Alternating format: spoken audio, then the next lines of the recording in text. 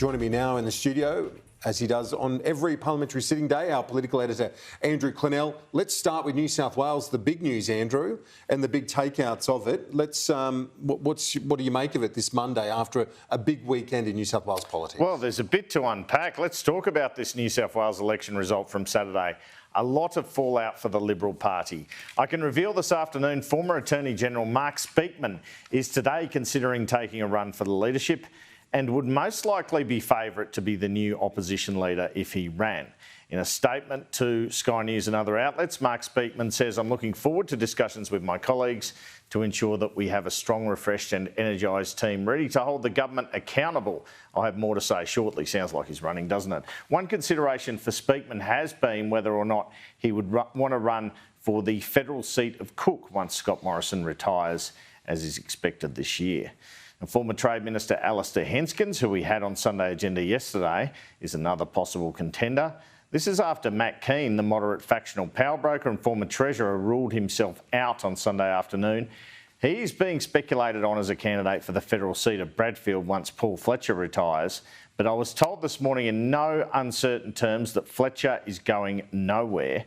In terms of the effect of the Liberal Party concentrating on the teal vote at the expense of the base with some of their policies and the unpopularity amongst the base, or at least some of it, for Matt Keane affecting the result, one senior New South Wales Liberal told me this morning, quote, "Not one Liberal MP did not report hearing from voters. I've voted Liberal all my life, but I'm not voting for you guys with Matt Keane there."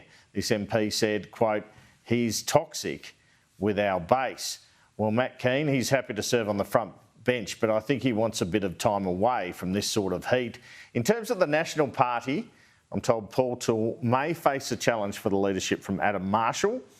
And significant here are some results which show some success in a Liberal MP targeting the working class, despite the big swing against the Libs.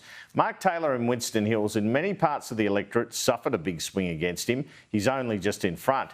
But in traditionally Labor boos, he got 11.4% to him in Layla Park, 11.1% Blacktown Boys High School, 12.5% Seven Hills West Public School. So winning some of the working class vote back. Anyway, the dilemma for the Liberal Party and whether to please the left of their ranks or the moderates or the Conservative base was summed up in this stoush between our host Peter Credlin and Liberal moderate former Minister Natalie Ward on election night. You've saved potentially, but no, they're not teal seats. They're actually Liberal Party seats. That's exactly my point. He's fended off the teals. Well, they haven't, because I went through. You win the battle to hold 2 or 3 teal seats. You lost the war, mate. You're out of power. That is what happened federally. We lost the entire election because we didn't listen on those seats. This is what we've done and combated, and he's done in those seats on the beaches. If you think more of Matt Keane is the way to get yourself into government, you're kidding yourself. The Keane approach has battered those away. We've retained North Shore, and it looks like some of those on the beaches, because of those policies, have demonstrated that that's worked. Does that work across the whole state? No. I think it's delusional. Does it matter about it? I think it's delusional.